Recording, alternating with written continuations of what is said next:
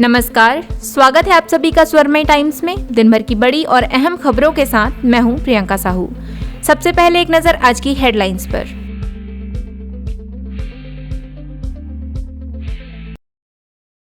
शहरी क्षेत्र में बदमाशों के आतंक के बाद अब बदमाश ग्रामीण क्षेत्रों की तरफ बढ़ने लगे हैं। अब ग्रामीण इलाकों में भी लूट और हत्या जैसे अपराध रोज हो रहे हैं। नवा रायपुर के राखी थाना क्षेत्र में हत्या की वारदात हुए 24 घंटे भी नहीं हुए कि फिर एक हत्या का मामला सामने आया है। जानकारी के मुताबिक मंदिर हसौद इलाके के पिपरहट्टा गांव में एक किसान की बेरहमी से हत्या कर दी गई। किसान की लाश उसके घर के बिस्तर में पड़ी मिली। मौके पर पुलिस की टीम और फॉरेंसिक की टीम पहुंचकर जांच में जुट गई है। बताया जा रहा है वारदात को अंजाम देने वाले संदेही को हिरासत में लेकर पूछताछ की जा रही है। जल्द ही खुलासा होने की उम्मीद है। छत्तीसगढ़ में गांव-गांव और हर मोहल्ले में बिजली पहुंचाने का सरकारी दावा भले ही विद्युत विभाग करती हो, मगर सीतापुर ब्लॉक में इसकी जमीनी हकीकत कुछ और ही है। आपको बता दें कि मामला सरगुजा जिले के गुरुआमा पारा टोला का है। इस मोहल्ले में आज तक बिजली नहीं पहुंच सकी, जिससे तंग आकर ग्रामीण 3 किलोमीटर दूर के बांस के खंभों के जरिए बिजली लाने को मजबूर हैं। तस्वीरों में दिख रहा ये नजारा सरगुजा जिले के सीतापुर ब्लॉक के ललितपुर के गुरुआमा पारा टोला का है, जहां आज तक बिजली नहीं लाई गई है।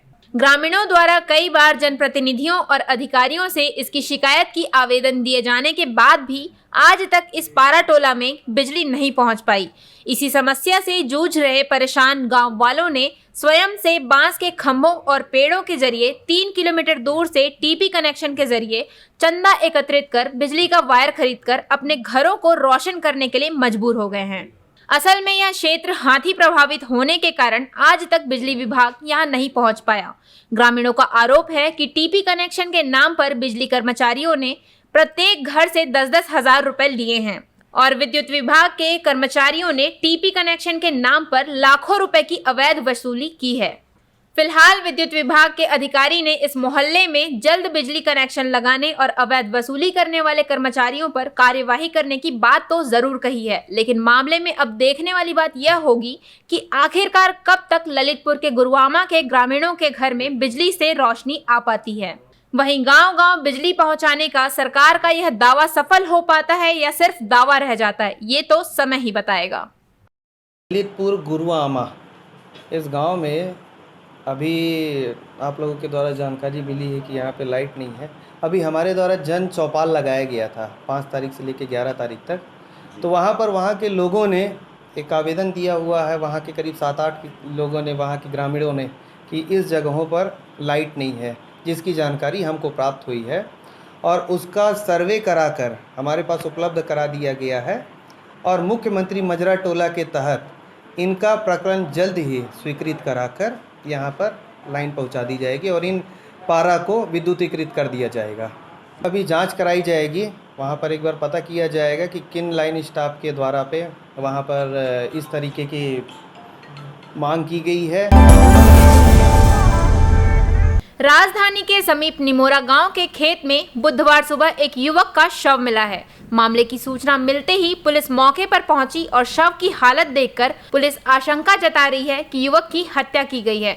मामले में नया रायपुर के सीएसपी जितेंद्र चंद्राकर ने कहा, मृतक का नाम कार्तिक राम मनहरे है। उन्होंने बताया कि मृतक मंगलवार शाम से घर से निकला हुआ था, जिसके बाद आज उसकी लाश खेत में मिली है। आसपास के लोगों से इस मामले में पूछताछ की जा रही है। पुलिस का कहना है कि पंचनामा के बाद आगे की जाँच की जाएगी। प्रभारी राखी घटनास्थल में और क्राइम ब्रांच की टीम उपस्थित होकर के आसपास के जगह में तलाशी ले रहे हैं तथा मृतक के जो अवलोकन करने पर प्रथम दृष्टया उसके जो गर्दन के पास चोट और पेट के पास जो धारदार जो तेज हथियार है उससे चोट होने के कारण मृत्यु होना भी प्रतीत हो रहा है, जो कि प्रथम दृष्टया मर्डर लग रहा है और पीएम के लिए शव को भेजा जा रहा है। अभी तक मृतक के संबंध में जो पतासाजी करने पर पता चला है कि उसकी 3 साल पहले पत्नी की मृत्यु हो गई थी और अपने मां के साथ वो रह रहा था और इसके साथ ही साथ वो गांव में झाड़ फूक करने का भी काम करता था और इस संबंध में अभी मृत्यु का जो कारण है और कौन आरोपी है अज्ञात है। लगातार साइबर टीम और पुलिस की टीम के द्वारा संयुक्त रूप से टीम बना करके आदरणीय एसपी सर के दिशा निर्देश और मार्गदर्शन में आरोपियों को पतासाजी की जा रही है।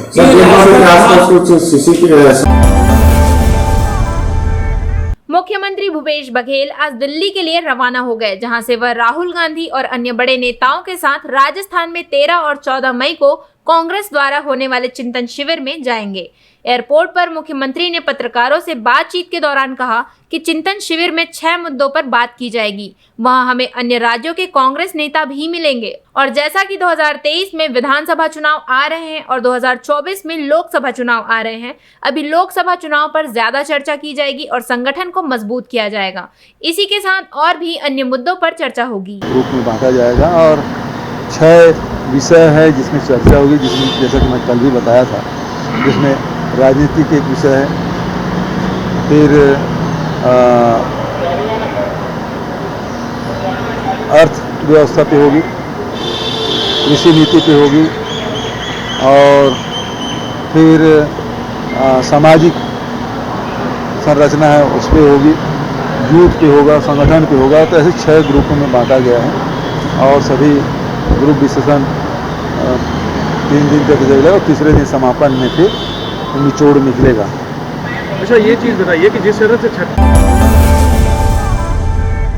5 राज्यों में करारी हार के बाद कांग्रेस पार्टी राजस्थान में चिंतन शिविर करने जा रही है, जिस पर कृषि मंत्री रविंद्र चौबे ने कहा कि कांग्रेस ने राष्ट्रीय स्तर की चिंतन शिविर 13, 14 और 15 मई को उदयपुर में आयोजित किया है और हर राज्यों के कांग्रेस विधायक दल के नेता और प्रदेश अध्यक्षों को बुलाया गया है।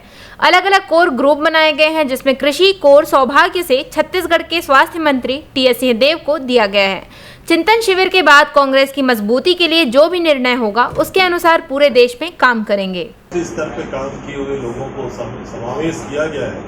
सौभाग्य से छत्तीसगढ़ में कृषि के कोर ग्रुप में हमारे आदरणीय स्वास्थ्य मंत्री श्री टी.एस. सिंहदेव जी को शामिल किया गया है।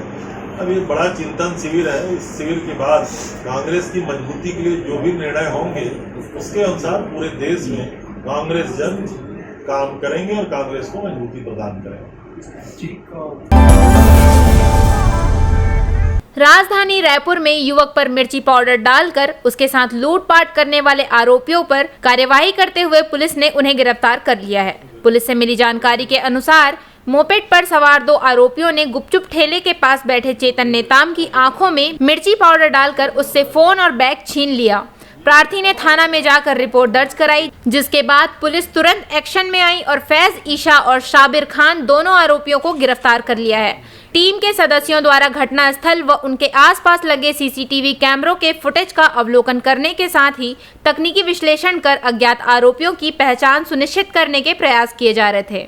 प्रकरण में मुखबिर भी लगाए गए। इसी दौरान टीम के सदस्यों को मुखबिर से घटना में संलिप्त आरोपी के संबंध में महत्वपूर्ण जानकारी प्राप्त हुई, जिस पर टीम द्वारा भाटा गांव स्थित ढेबर सिटी निवासी फैज ईसा उर्फ फैजू को पकड़कर प्राप्त साक्ष्यों के आधार पर घटना के संबंध में कड़ाई से पूछताछ करने पर आरोपी द्वारा अपने साथी शाबिर के साथ मिलकर प्रार्थी पर मिर्ची पाउडर डालकर लूट की उक्त घटना को कारित करना स्वीकार किया गया, जिस पर घटना में संलिप्त आरोपी शाबिर खान को भी पकड़ा गया। जो है कबूला गया कि इनके द्वारा घटना कारित की गई है और घटना में प्रयुक्त जो लूटा गया सामान था उनसे मिला है। दोनों लड़के और किन किन प्रकरणों में शामिल रहे हैं, इससे पहले किन किन प्रकरणों में शामिल उनकी बतासाजी की जा रही है। फिलहाल इस प्रकरण में दोनों को हिरासत में लिया गया है, माल जब्त किया गया है। इनके विरुद्ध देश प्रदेश की सभी बड़ी खबरों से जुड़े रहने के लिए हमारे YouTube चैनल को लाइक, शेयर और सब्सक्राइब करना ना भूलें और लेटेस्ट खबरों के लिए बेल आइकन को प्रेस करें।